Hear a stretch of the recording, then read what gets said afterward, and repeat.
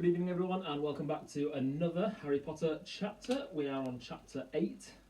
Goodness me, we're getting through this book nice and quickly. This chapter is called The Deathday Party. The Deathday Party.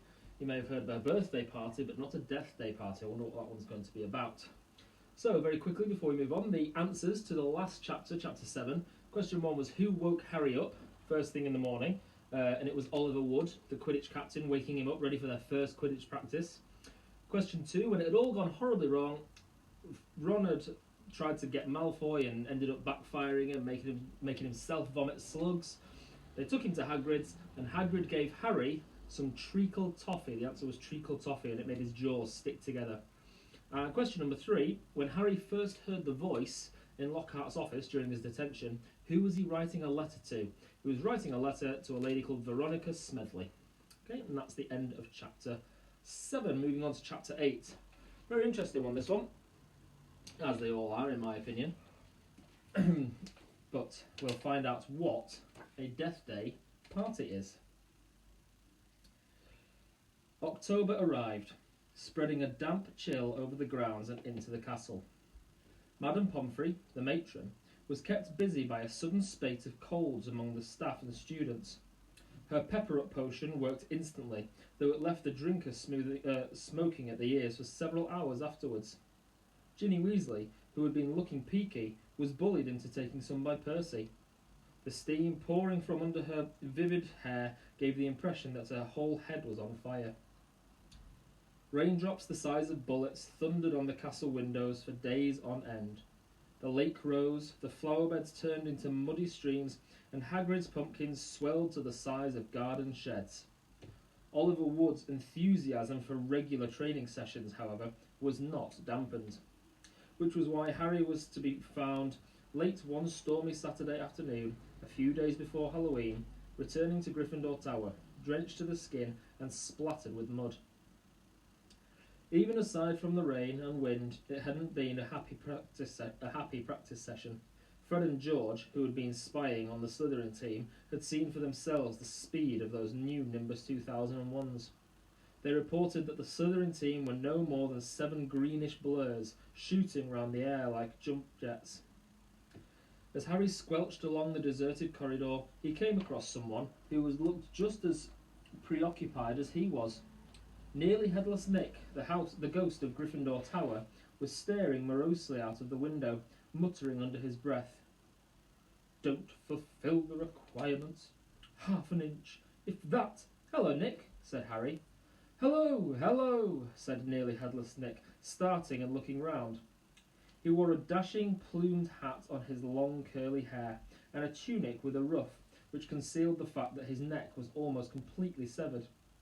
He was pale as smoke, and Harry could see right through him in the dark sky and torrential rain outside.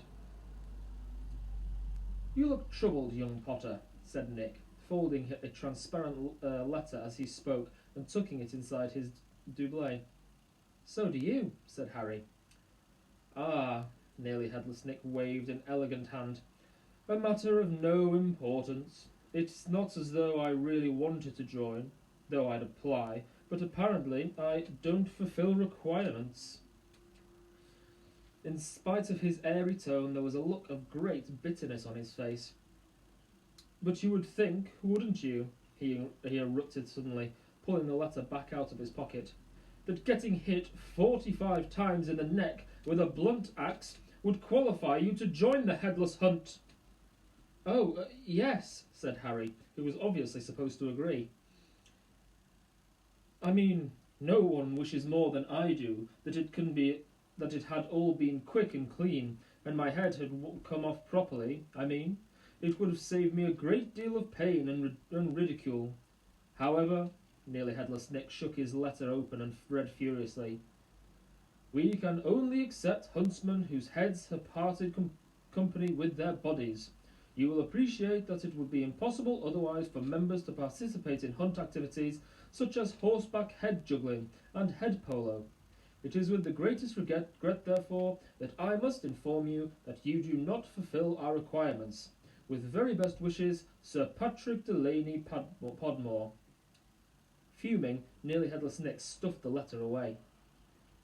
Half an inch of skin and sinew holding my neck on, Harry. Most people would think that's good and beheaded, but oh no, it's not for Sir properly decapitated Podmore. Nearly Headless Nick took several deep breaths and then, in a far calmer tone, "So, what's bothering you? Anything I can do?" "No," said Harry, "not unless you know where I can get 7 free Nimbus 2001s for our match against Slit." The rest of Harry's sentence was drowned by a high-pitched mewing from somewhere near his ankles. He looked down and found himself gazing up into a pair of lamp-like yellow eyes. It was Mrs. Norris, the skeletal grey cat who was used by the caretaker, Argus Filch, as a sort of deputy in his endless battle against students. "You'd better get out of here, Harry," said Nick quickly. "Filch isn't in a good mood. He's got flu and some third years accidentally plastered frog brains all over the ceiling in Dungeon 5. He's been cleaning all morning, and if he sees you dripping mud all over the place—" "Right," said Harry, backing away from the accusing stare of Mrs. Norris, but not quickly enough. Drawn to the spot by the mysterious power that seemed to connect him with his foul cat, Argus Filch burst suddenly through a tapestry to Harry's right, wheezing and looking wildly about for the rule-breaker. There was a thick tartan scarf bound around his head, and his nose was unusually purple. "Filth!" he shouted, his jowls a-quiver, his eyes popping alarmingly as he pointed at the muddy puddle that had dripped from Harry's Quidditch rose. "Mess and muck everywhere! I've had enough of it, I tell you! Follow me, Potter!" So Harry waved a gloomy goodbye to Nearly Headless Nick and followed Filch back downstairs, doubling the number of muddy footprints on the floor. Harry had never been inside Filch's office before. It was a place most students avoided. The room was dingy and windowless, lit by a single oil lamp dangling from the low ceiling. A faint smell of fried fish lingered about the place. Wooden filing cabinets stood around the walls. From their labels, Harry could see that they contained details of every pupil Filch had ever punished. Fred and George Weasley had an entire drawer to themselves. A highly polished collection of chains and manacles hung on the wall behind Filch's desk. It was common knowledge that he was always begging Dumbledore to let him suspend students by their ankles from the ceiling. Filch grabbed a quill from a pot on his desk and began scuffling around looking for parchment. "Dung," he muttered furiously. "Great sizzling dragon bogies. Frog brains, rat intestines. I've had enough of it. Make an example. Where's the form? Yes." He retrieved a large roll of parchment from his desk drawer and stretched it out in front of him, dipping his long black quill into the ink pot. "Name? Harry Potter. Crime? It was only a bit of mud," said Harry. "It's only a bit of mud to you, boy, but to me, and it's an extra hour scrubbing," shouted Filch, a drip shivering unpleasantly at the end of his bulbous nose. "Crime. Befouling the castle. Suggested sentence." Dabbing at his streaming nose, Filch squinted unpleasantly at Harry, who waited with bated breath for his sentence to fall. But, as Filch lowered his quill, there was a great bang on the ceiling of the office, which made the oil lamp rattle. "Peeves!" Filch roared, flinging down his quill in a transport of rage. "I'll have you this time! I'll have you!" And, without a backward glance at Harry, Filch ran flat-footed from the office, Mrs. Norris shrieking alongside him. Peeves was the school poltergeist, a grinning, airborne menace who lived to cause havoc and distress. Harry didn't much like Peeves, but couldn't help feeling grateful for his timing. Hopefully, whatever Peeves had done, and it sounded as though he'd wrecked something very big this time, would distract Filch from Harry. Thinking that he should probably wait for Filch to come back, Harry sank into a moth-eaten chair next to the desk. There was only one thing on it apart from his half-completed form. A large, glossy purple envelope with silver lettering on the front. With a quick glance at the door to check that Filch wasn't on his way back, Harry picked up the envelope and read. "Quick, Quick Spell, a correspondence course in beginner's magic.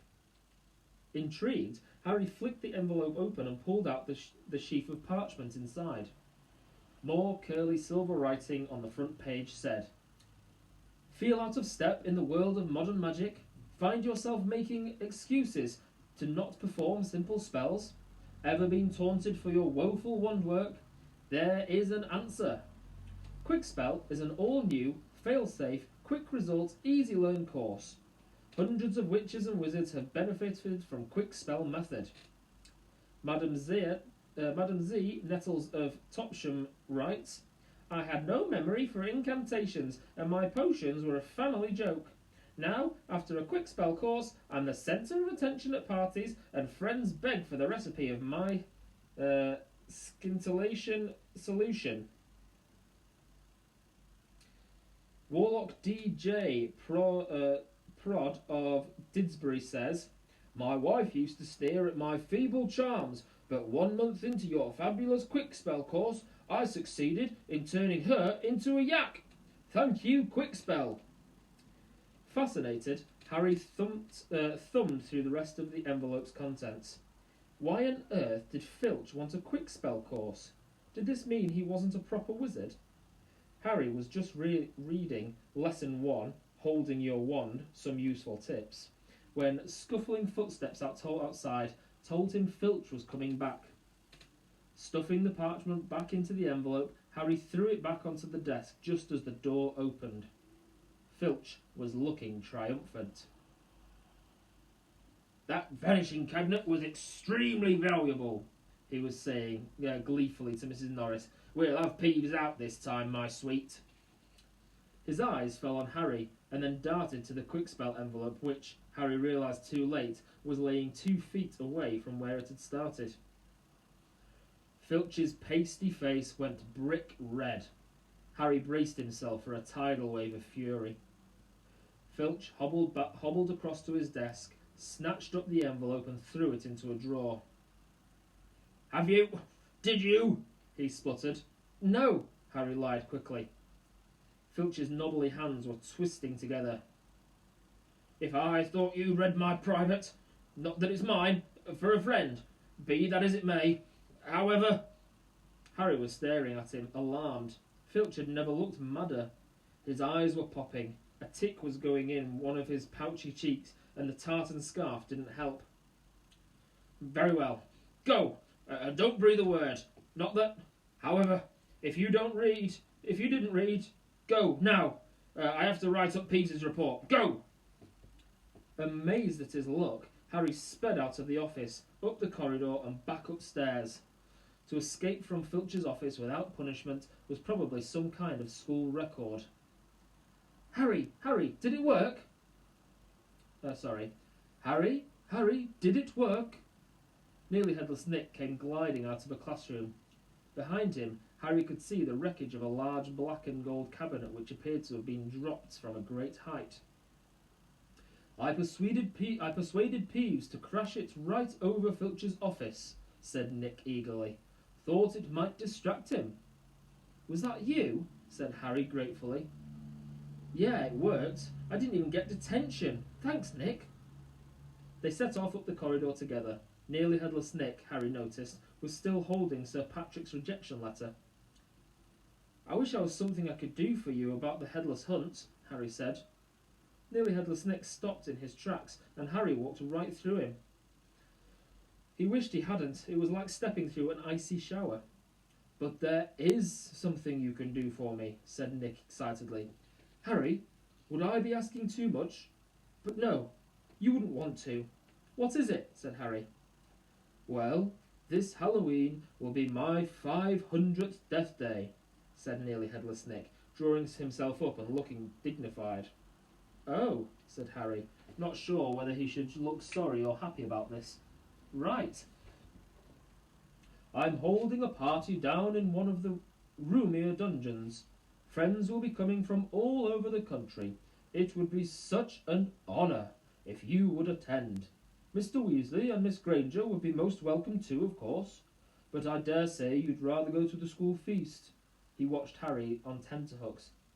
No, said Harry quickly. I'll come. My dear boy, Harry Potter at my Deathday party. And, he hesitated, looking excited, do you think you could possibly mention to Sir Patrick how very frightening and oppressive you find me? Of course, said Harry. Nearly Headless Nick beamed at him. A Deathday party? Said Hermione keenly, when Harry had changed at last and joined her and Ron in the common room. I bet there aren't many living people who can say they've been to one of those. It'll be fascinating. Why would anyone want to celebrate the day they died? Said Ron, who was halfway through the potions homework and grumpy. Sounds dead depressing to me. Rain was still lashing the windows, which were now inky black, but inside all looked bright and cheerful. The firelight glowed over the countless squashy armchairs where people sat reading, talking, doing homework, or, in the case of Fred and George Weasley, trying to find out what would happen if you fed a filibuster firework to a salamander. Fred had rescued the brilliant orange fire-dwelling lizard from a Care of Magical Creatures class, and it was now smouldering gently on a table surrounded by a knot of curious people. Harry was on the point of telling Ron and Hermione about Filch and the Quickspell course when the salamander suddenly whizzed into the air, emitting loud sparks and bangs as it whirled wildly around the room. The sight of Percy bellowing himself hoarse at Fred and George, the spectacular display of tangerine stars showering from the salamander's mouth, and its escape into the fire, with accompanying explosions, drove both Fred and the Quickspell envelope from Harry's mind. Both Filch and the Quickspell envelope from Harry's mind. By the time Halloween arrived, Harry was regretting his rash promise to go to the Deathday party. The rest of the school were happily anticipating their Halloween feast. The great hall had been decorated with the usual live bats. Hagrid's vast pumpkins had been carved into lanterns large enough for 3 men to sit in, and there were rumours that Dumbledore had booked a troupe of dancing skeletons for the entertainment. A promise is a promise, Hermione reminded Harry bossily. You said you'd go to the Deathday party. So, at 7 o'clock, Harry, Ron and Hermione walked straight past the doorway to the packed great hall, which was glittering invitingly with gold plates and candles, and directed their steps instead towards the dungeons. The passageway leading to Nearly Headless Nick's party had been lined with candles too, though the effect was far from cheerful. These were long, thin, jet-black tapers, all burning bright blue, casting a dim, ghostly light over their own living faces. The temperature dropped with every step they took. As Harry shivered and drew his robes tightly around him, he heard what sounded like 1,000 fingernails scraping enormous blackboards. Is that supposed to be music? Ron whispered. They turned a corner and saw Nearly Headless Nick standing at a doorway hung with black velvet drapes. My dear friends, he said mournfully, welcome, welcome, so pleased you could... He swept off his plumed hat and bowed them inside. It was an incredible sight. The dungeon was full of hundreds of pearly white, translucent people, mostly drifting around a crowded dance floor, waltzing to the dreadful quivering sound of 30 musical saws played by an orchestra on a black draped platform. A chandelier overhead blazed midnight blue with 1,000 more black candles. Their breath rose in a mist before them, and it was like stepping into a freezer. Shall we have a look around? Harry suggested, wanting to warm up his feet. Careful not to walk through anyone, said Ron nervously, as they set off around the edge of the dance floor. They passed a group of gloomy nuns, a ragged man wearing chains, and the fat friar, a cheerful Hufflepuff ghost, who was talking to a knight with an arrow sticking out of his forehead. Harry wasn't surprised to see that the Bloody Baron, a gaunt, staring Slytherin ghost covered in silver bloodstains, was being given a wide berth by the other ghosts. Oh no, said Hermione, stopping abruptly. Turn back, I don't want to talk to Moaning Myrtle. Who? Said Harry, as they backtracked quickly. She haunts the girls' toilets on the first floor, said Hermione. She haunts a toilet? Yes, it's been out of order all year because she keeps having tantrums and flooding the place. I never went in there anyway if I could avoid it. It's awful trying to go to the loo with her wailing at you. Look, food, said Ron. On the other side of the dungeon was a long table, also covered in black velvet. They approached it eagerly, but next moment had stopped in their tracks, horrified. The smell was quite disgusting. Large rotten fish were laid on handsome silver platters. Cakes burned charcoal black were heaped on salvers. There was a great maggoty haggis, a slab of cheese covered in furry green mould, and, in pride of place, an enormous grey cake in the shape of a tombstone, with tar-like icing forming the words, Sir Nicholas de Mimsey Porpington died 31st of October, 1492. Harry watched, amazed, as a portly ghost approached the table, crouched low, and walked through it, his mouth held wide open, so that it passed through one of the stinking salmon. Can you taste it if you walk through it? Harry asked him. Almost, said the ghost sadly, and he drifted away. I accept they've let it rot to give it a stronger flavour, said Hermione knowledgeably, pinching her nose and leaning closer to look at the putrid haggis. Can we move? I feel sick, said Ron. They had barely turned around, however, when a little man swooped suddenly from under the table and came to a halt in mid-air before them. Hello, Peeves, said Harry cautiously. Unlike the ghosts around them, Peeves the poltergeist was the very reverse of pale and transparent. He was wearing a bright orange party hat, a revolving bow tie, and a broad grin on his wide, wicked face. Nibbles, he said sweetly, offering them a bowl of peanuts covered in fungus. No thanks, said Hermione. Heard you talking about poor Myrtle, said Peeves, his eyes dancing. Rude you was about poor Myrtle. He took a deep breath and bellowed, Oh, Myrtle! Oh, no, Peeves, don't tell her what I said. She'll be really upset, Hermione whispered frantically. I didn't mean it. I don't mind her. Hello, Myrtle. The squat ghost of a girl had glided over. She had the glummest face Harry had ever seen, half hidden behind lank hair and thick, pearly spectacles. What? She said sulkily. How are you, Myrtle? Said Hermione in a falsely bright voice. It's nice to see you out of the toilet. Myrtle sniffed. Miss Granger was just talking about you, said Peeves slyly in Myrtle's ear. Just saying how nice you look tonight, said Hermione, glaring at Peeves. Myrtle eyed Hermione suspiciously. You're making fun of me, she said, silver tears welling rapidly in her small, see-through eyes. No, honestly, didn't I just say how nice Myrtle's looking? Said Hermione, nudging Harry and Ron painfully in the ribs. Oh, yeah. She said, Don't lie to me, Myrtle gasped, tears now flooding down her face, while Peeves chuckled happily over her shoulder. Do you think I don't know what people call me behind my back? Fat Myrtle, ugly Myrtle, miserable, moaning, moping Myrtle. You've missed out Spotty, Peeves hissed in her ear. Moaning Myrtle burst into anguished sobs and fled from the dungeon. Peeves shot after her, pelting her with malty peanuts, yelling, Spotty! Spotty! Oh dear, said Hermione sadly.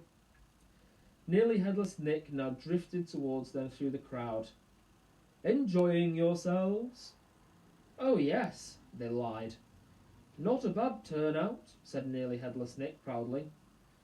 The wailing widow came all the way up from Kent. It's nearly time for my speech. I'd better go and warn the orchestra. The orchestra, however, stopped playing at that very moment. They and everyone else in the dungeon fell silent, looking around in excitement as a hunting horn sounded. Oh, here we go, said Nearly Headless Nick bitterly. Through the dungeon wall burst a dozen ghost horses, each ridden by a headless horseman. The assembly clapped wildly. Harry started to clap too, but stopped quickly at the sight of Nick's face. The horses galloped into the middle of the dance floor and halted, rearing and plunging. A large ghost at the front, whose bearded head was under his arms, blowing the horn, leapt down, lifted his head high in the air so he could see over the crowd. Everyone laughed and strode over to nearly headless Nick, squashing his head back under his neck. "Nick!" he roared. "How are you? Head still hanging in there?" He gave a hearty guffaw and clapped nearly headless Nick on the shoulder. "Welcome, Patrick," said Nick stiffly. "Livens!" said Sir Patrick, spotting Harry, Ron and Hermione and giving a huge fake jump of astonishment so that his head fell off again. The crowd howled with laughter. "Very amusing," said nearly headless Nick darkly. "Don't mind Nick," shouted Sir Patrick's head from the floor.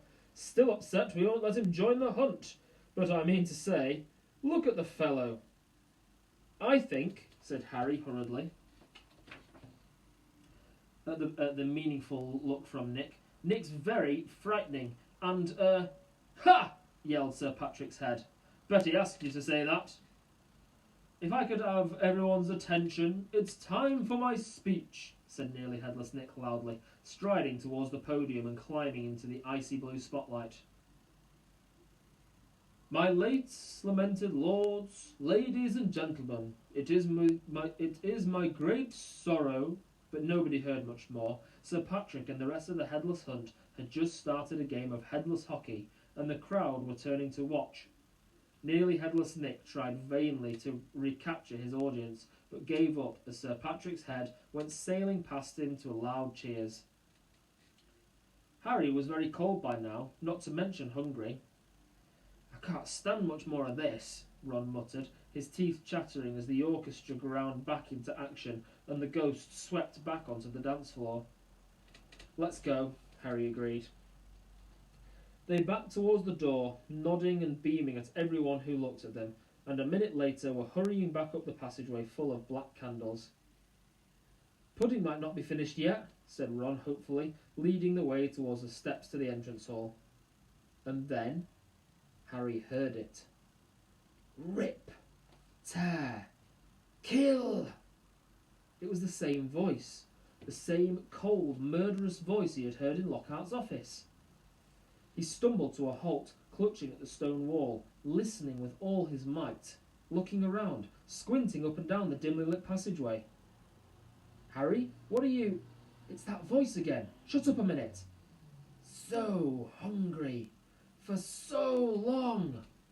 "Listen," said Harry urgently, and Ron and Hermione froze, watching him. "Kill! Time to kill!" The voice was growing fainter. Harry was sure it was moving away, moving upwards. A mixture of fear and excitement gripped him as he stared at the dark ceiling.